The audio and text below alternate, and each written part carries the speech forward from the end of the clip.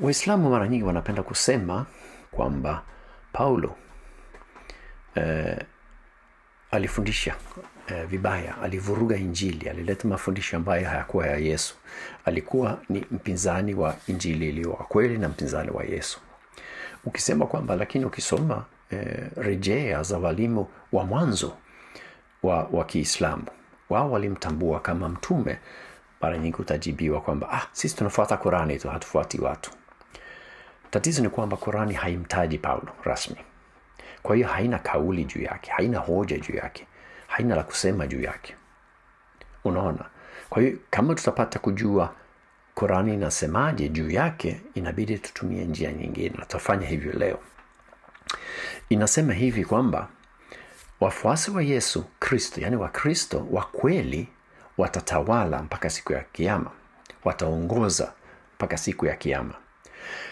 Basi tutaangalia Wakristo ambayo ni tuseme umati mkubwa wanaotawala, wanaoongoza katika Ukristo ni akina nani, wanafuata mafundisho ya nani na wanamkubali nani. Hiyo inaweza kutusaidia kujua kama Paulo kweli alikuwa mtume au alikuwa mtu aliyovuruga injili. Hiyo ni kazi ya leo. Kabla ya kwanza kwenye somo, lakini naomba usubscribe kama hujafanya hivyo, na kama unapenda haya mafundisho, onyesha hiyo kwa onyesha ile thumbs up, yani kuona kwamba una like, unapenda video zangu. Na kama una mawazo juu ya yale ambayo ninafundisha, toa comment yako. Lakini kama kawaida, tumia lugha ile inayofaa, na kama una hoja pinzani au una mtazamo pinzani, leta rejea zinazosupport hoja yako.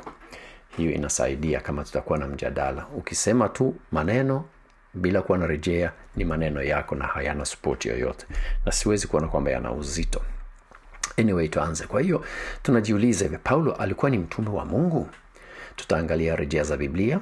Biblia inasemaje juu ya hilo? Rejea za kanisa katika historia, yani viongozi wa kanisa katika historia wanasemaje? Rejea za Qur'ani tutaangalia mbili ambazo zinaweza kutusaidia kufahamu. Halafu rejea za Waislamu katika historia, jinsi wao wanavyomtaja Paulo katika maandiko yao. Halafu tutaangalia injili iliyotawala ilikuwa ni injili ya nani, au nani aliyefundisha hiyo injili. Tukianza na rejea za Biblia, tunaona kwamba tunaweza tukaenda Matendo ya Mitume, na ni sura yote ya 9. Sura ya 9 inaelezea jinsi Paulo alivyokutana na Yesu wakati alikuwa anakwenda kujaribu kuwafuata na kuwakamata na kuwafunga wa Kristo, kusudi wahukumiwe. Anakutana na Kristo barabarani na anaongea na Yesu, na Yesu anamwambia afanye hivi na hivi na hivi, na kisha anakutana na mtu mwingine, Anania, ambaye anafungua macho, kwa sababu alipomwona Yesu akawa kipofu. Anafungua macho yake, anamwombea, halafu anatumwa kuwa mtume wa Yesu kwa kauli ya Biblia. Hiyo unaipata katika Matendo ya Mitume sura ya 9. Katika Warumi 1:1 anasema hivi anapojitambulisha, anapoandika hiyo barua, anasema, kutoka kwangu mimi Paulo, mtumishi wa Kristo Yesu na mtume niliyeteuliwa na kuitwa kwa ajili ya kuhubiri habari njema ya Mungu. Habari njema ya Mungu ndio injili. Katika Wakorintho wa kwanza sura ya 1 na mstari wa 1, na hata Wakorintho wa 2 sura ya 1 na mstari wa 1 anasema, mimi Paulo niliitwa kuwa mtume wa Kristo Yesu kwa mapenzi ya Mungu. Hapa pia anajitambulisha kama mtume. Ukienda Wagalatia, pale nitasoma ni Wagalatia sura ya 2 mstari wa 1 hadi wa 10, lakini mimi nitasoma 6 hadi karibu mwisho wa 9 nitasoma. Inasema hivi, ni Paulo anakutana na viongozi wa kanisa, na wao wanaongea juu ya mafundisho yake, jinsi anawaeleza, mimi ninafundisha hivi na hivi na hivi na hivi, na wao wanaitikia au wanafanya mjadala kama kuna makosa au kuna nini, na matokeo ni hivi. Watu hao hawakuwa na mawazo ya kuniongezea, unaona. Badala yake walitambua kwamba Mungu alikuwa amenituma kuhubiri injili kwa watu wa mataifa mengine, kama vile Petro alivyokuwa ametumwa kuhubiri kwa Wayahudi. Maana yule aliyemwezesha Petro kuwa mtume kwa Wayahudi ndiye aliyeniwezesha mimi pia kuwa mtume kwa watu wa mataifa mengine. Basi Yakobo, Kefa na Yohane, ambao waonekane kuwa viongozi wakuu, walitambua kwamba Mungu alinijalia neema hiyo, wakatushika sisi mikono, yani Barnaba na mimi, iwe ishara ya ushirikiano. Kwa hiyo mitume au viongozi wa kanisa walikubaliana na Paulo katika mafundisho. Walisema kwamba mafundisho yake yako sahihi, tunakubaliana nayo. Kwa hiyo ilikuwa ni hivyo. Hii ni katika Wagalatia sura ya 2 na mstari wa ukisoma kwanza hadi 10 ni vizuri, lakini mimi nimesoma kuanzia 6 hadi 9.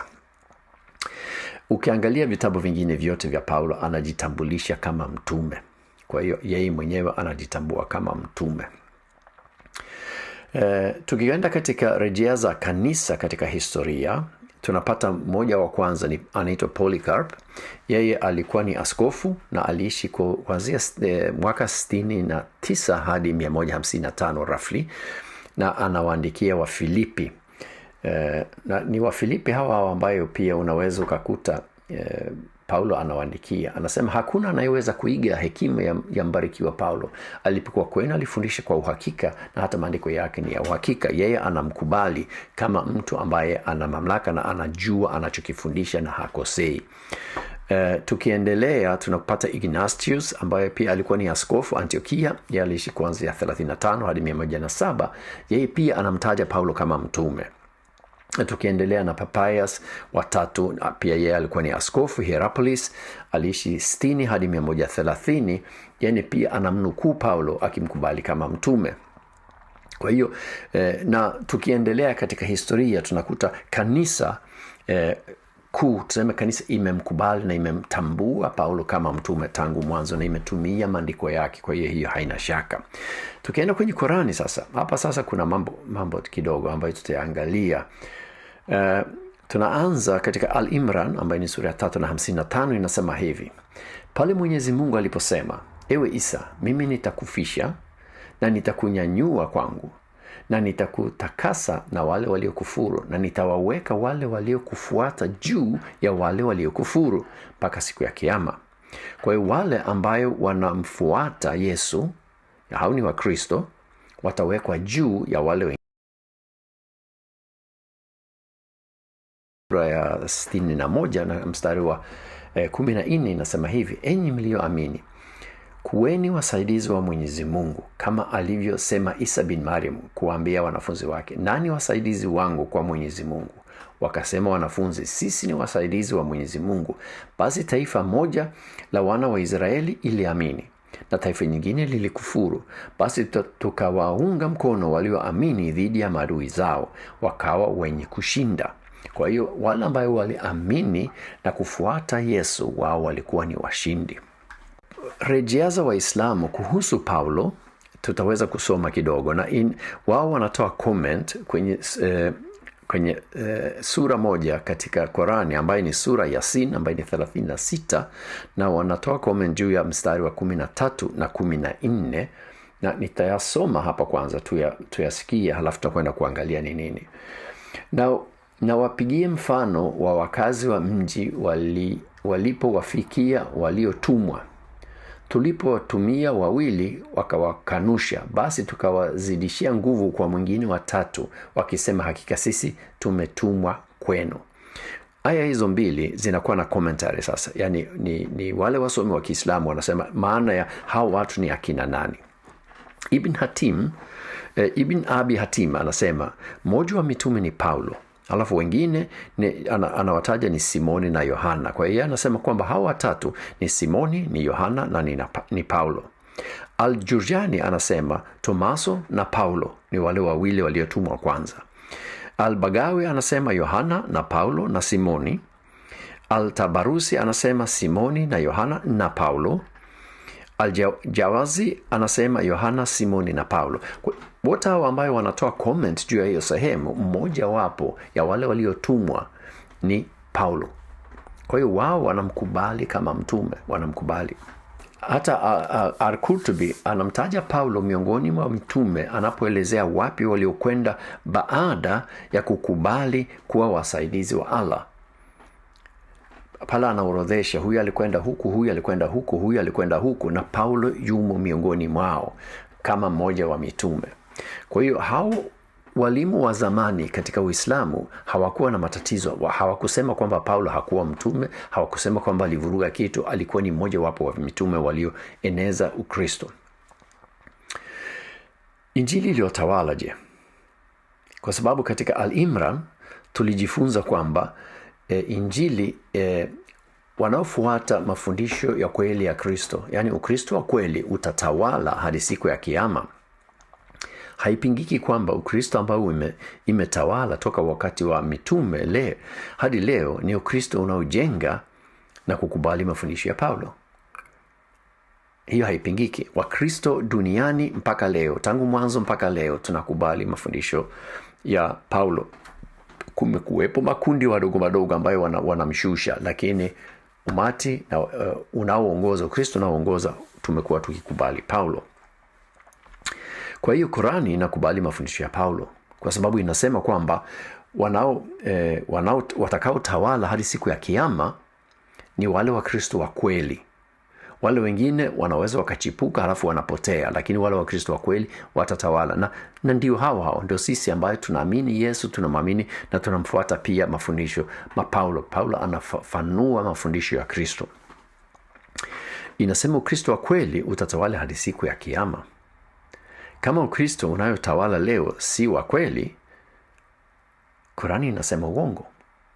Na Allah alishindwa. Kwa sababu alisema kwamba itakuwa hivyo, na kama siyo hivyo ina maana ya kwamba kwanza Qurani haiko sahihi na Allah alishindwa kufanya kama vile alivyokusudia. Kwa hiyo tatizo ni kwamba ukimkataa Paulo unakataa Qurani, ukikataa utawala wa Ukristo unakataa Qurani pia. Hiyo ni tatizo ambayo Waislamu wengi wanashindwa, wanatajaribu kuleta jibu, lakini hakuna jibu iliyo nzuri. Ni kama vile wanababaika, wanajaribu huku, wanajaribu huku, wanajaribu huku, wanajaribu huku. Qurani inasema kwamba Ukristo utakayotawala ni ule ambayo ni wa kweli, kwa sababu Mungu ataifanya itawale, iwe juu, inasema. Unaona? Na Ukristo ambayo leo unatawala, ambayo yuko juu, ambayo inatawala katika Ukristo wote, ni Ukristo ambayo unakubali mafundisho na utume wa Paulo. Kwa hiyo mimi ningeshauri hivi: badala ya kupinga Ukristo na mafundisho ya Paulo, jifunze mafundisho ya Paulo na uanze kuyafuata. Asante kwa kunisikiliza. Tutaonana siku nyingine. Karibuni tena.